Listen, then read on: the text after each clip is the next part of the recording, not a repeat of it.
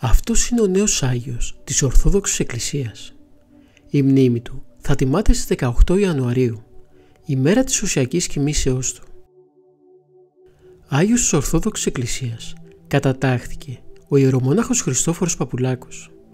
Ειδικότερα η Ιερά Σύνοδος του Οικουμενικού Πατριαρχείου αποφάσισε ομόφωνα να γίνει δεκτή η εισήγηση της Εκκλησίας της Ελλάδος περί κατατάξεως στο Αγιολόγιο της Εκκλησίας, του μακαριστού μοναχού Χριστοφόρου Παναγιωτοπούλου, του επιλεγωμένου Παπουλάκου. Ο Όσιος Χριστόφορος Παναγιωτόπουλος γεννήθηκε το 1770 στο χωριό Άρμπουνας στις επαρχίες Καλαβρίτων του νομού Αχαΐας και αρχικά εργαζόταν ως κρεοπόλης. Όταν πήρε την απόφαση να ακολουθήσει το μοναχικό βίο, αρχικά μόνασε στη μονή του Μεγάλου Σπηλαίου, ενώ αργότερα ασκήτεψε καλύβη κοντά στο χωριό του. Έμεινε στην απομόνωση για περίπου 20 χρόνια, κατά τη διάρκεια των οποίων έμαθε γραφή και ανάγνωση. Σε ηλικία 80 ετών πήρε την απόφαση να κηρύξει. Η φήμη του διαδόθηκε πολύ γρήγορα, αφού είχε το δικό του μοναδικό τρόπο να συνεπέρνει το κοινό. Κυρίως κήρυτε εναντίον της μοιχείας και της κλοπής και υπέρ της προσευχής. Μετά από τα κηρύγματά του, καυτηρίαζε την πολιτική της βαβαρικής διακυβέρνησης στη χώρα και τη συγκατάβαση σε αυτήν τη συνόδο της Εκκλησίας. Παραπέμφθηκε ενώπιον του Επισκόπου Καλαβρίτων, ο οποίος τον επέπληξε και του ζήτησε να περιορίσει τα κηρύγματά του. 6 μήνες αργότερα ο Παπουλάκος ξεκίνησε περιοδεία στη Νότια Πελοπόννησο, συγκεντρώνοντας χιλιάδες κόσμο στο πέρασμά του. Ύστερα από πιέσεις όμως, ο βασιλιάς Όθων υπέγραψε διάταγμα για τον περιορισμό του Παπουλάκου στο μοναστήρι. Ο Παπουλάκος έτσι κατέφυγε στη Μάνη για να σωθεί. Η αντίδραση της κυβέρνησης ήταν να στείλει άμεσα τον στρατηγό Γενναίο Κολοκοτρώνη με επιτελείο αξιωματικών για να τον συλλάβουν, αλλά ο στρατός βρέθηκε περικυκλωμένος από 2.000 μανιάτες. Στις 21 Ιουνίου του 1852 συνελήφθη από το στρατό και μεταφέρθηκε στις φυλακές του Ρείου, όπου έμεινε 2 χρόνια στην απομόνωση. Επρόκειτο να δικαστεί ως στασιαστής, όμως τα γεγονότα του Κρουμαϊκού πολέμου υποχρέωσαν τον Όθο να του δώσει αμνηστία, αλλά εξορίστηκε στη Μονή Παναχράντου της Άνδρου, όπου εκοιμήθηκε ετάφη το 1861. Μαρτυρία Παρασκευά Λαμπρόπουλου. Είχα πάρει το 71-72 μία φωτογραφία του Χριστόφορου Παπουλάκου και πήγα στον Άγιο Πορφύριο και την έδειξα. Την κοίταξε καλά και είπε: «Ο καημένος είναι μεγάλος Άγιος. Μεγάλος Άγιος.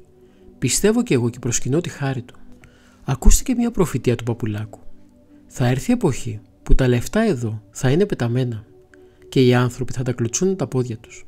Ο μοναχός Χριστόφορος Παναγιωτόπουλος ή Παπουλάκος είναι ένας νέος απόστολος του ελληνισμού και της Ορθοδοξίας. Ο λόγος του ήταν άδολος, απλοϊκός, ζωηρός και αποκτούσε ένταση και ευκρίνεια μπροστά στα πλήθη των πιστών. Χωρίς πομπόδες ύφος κήρυτε το λόγο του Χριστού και την αξία της χριστιανικής πίστης με απλές ηθικές διταχές. Τα χαρίσματά του, όπως η διαρωτικότητα, η προορατικότητα και το προφητικό χάρισμα, γίνονταν έκδηλα κατά τη διάρκεια των ομιλιών του. Τα πλήθη τον ευλαβούνταν για τις διδαχές και τα θαύματά του, εκδηλώνοντας την ευλάβειά τους ποικιλοτρόπως. Έκοβαν κομμάτια από το ράσο του, τρίχες από τα γένια του, ακόμη και πέτρες από τα σημεία που πατούσε. Μάλιστα αναφέρεται χαρακτηριστικά ότι τα κομμάτια από το ράσο του, μόλις κόβονταν, αμέσως αναπληρώνονταν. Ο Παπουλάκος έκανε πολλές προφητείες, όπως ότι τα άθεα γράμματα θα καταστρέψουν τον τόπο. Επίσης έλεγε ότι θα έρθει καιρός που όλη η Ευρώπη θα γίνει ένα. Όπου πήγαινε, τον υποδέχονταν με χαρά. Οι καμπάνες των ιερών ναών χτυπούσαν χαρμόσυνα. Οι ιερείς εξέρχονταν να τον προπαντήσουν. Οι τοπικές αρχές, ο στρατός και οι δημοδιδάσκαλοι με τους μαθητές τους σε παράταξη τον ανέμεναν. Μετά την είσοδό του, αναπαύονταν ή προσευχόταν για λίγο, και κατόπιν ανέβαινε σε κάποιο εξώστη οικίας ή εξέδρα ή κάποιο μεγάλο δέντρο και ξεκινούσε τις διδαχές. Τα αποτελέσματα των διδαχών του ήταν εντυπωσιακά, και αυτό του το αναγνώριζαν ακόμη και οι μετέπειτα διώκτες του. Αναζωοποιηρώθηκε η ουσιαστική συμμετοχή του κόσμου στην Ορθόδοξη λατρεία και ενισχύθηκε η πίστη στις χριστιανικές αξίες.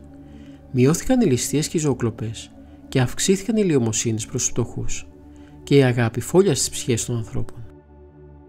Ο τύπος αφιέρωσε πλήθη άρθρων προκειμένου να εξέρει τις αρετές του ανθρώπου αυτού και τον αντίκτυπο που είχε ο λόγος του στην κοινωνία. Ο τύπος της εποχής γράφει πως ό,τι δεν κατάφεραν οι νόμοι το κατόρθωσε με το κήρυγμά του Χριστόφορος. Η φιλανθρωπία και η καλοσύνη του εξαπλώνονταν παντού. Η Ιερά Σύνοδος, μετά από επανελειμμένες συλλήψεις του, πρότεινε να τον αφήσουν ελεύθερο, διαπιστώνοντας ότι από όπου αναπήλθε, κήρυξε στο λόγο του Θεού, ούτε αγυρτίαν, ούτε ιδιοτέλειαν, την να εφάνει μετελθόν. αλλά φιλοκερδής, όν και ακτήμων, και ως υπό απλούστατος, των λόγων του Θεόν κηρύξας. Συνέστειλε και παντελώς έπαυσε δια τις διδασκαλίες του, τη ζωοκλοπήν, τη δεντροκοπίαν και την ψευδορκίαν, και θεωρεί αυτόν της κατευτού γενομένης κατηγορίας αθώων. Αυτή η επίδραση που ασκούσε ο Παπουλάκος στα πλήθη ενοχλούσε την εξουσία, καθώς δρούσε ανασταλτικά στα σχέδιά της για ξενοκρατία και επικράτηση του καθολικισμού ως επίσημη θρησκεία του κράτους. Ο Παπουλάκος έγινε ο εκφραστής της φωνής του λαού που ήθελε να διαφυλάξει την ελληνοορθόδοξη παράδοση ως παρακαταθήκη της μακραίωνης ιστορίας του ελληνισμού. Γι' αυτό και για το έργο του συλλήφθηκε. Οι ισχυροί τον φοβήθηκαν πάρα πολύ και άρχισαν να πιέζουν την Ιερά Σύνοδο να εκδώσει απαγορευτική εγκύκλιο για τα κηρύγματά του. Ο Παπουλάκος, παρά τον εγκλισμό του στην απομακρυσμένη Ιερά Μονή, συνέχισε να κηρύττει και οι κάτοικοι του νησιού τον επισκέπτονταν συχνά. Ο ζήλος του μοναχού Χριστοφόρου για κήρυγμα δεν έπαψε ποτέ, ούτε κατά τα χρόνια του σωματικού του περιορισμού. Διακήρυτε ότι ο λόγος του Θεού ούδο έδεται. Κατά τον εγκλισμό του στα πετρόχτιστα υπόγεια της Μονής Παναχράντου, και ενώ δεν υπήρχε τρόπος διαφυγής κατά θαυμαστό τρόπο ο Παπουλάκος, χάνονταν για κάποιες μέρες και επέστρεφε ξανά. Κοιμήθηκε το βράδυ της 18ης προς 19η Ιανουαρίου του 1861, ήσυχα και ταπεινά, αφού πρώτα διαισθανόμενος στην κοίμησή του, συγχωρέθηκε και ετοιμάστηκε με τα μυστήρια της Εκκλησίας. Λίγο νωρίτερα ο φρουρός του ζήτησε συγγνώμη και ζήτησε επίσης την ευλογία του για να γίνει μοναχός. Είχε την πεποίθηση ότι κάτω από την κατάλευκη γενιάδα του εκπορεύονταν φως και αλήθεια. Οι πατέρες της Μονής τον τίμησαν ως Άγιο. Ετάφη στο κημητήριο της Ιεράς Μονής Παναχράντου Άνδρου, στο Φωτοδότιο.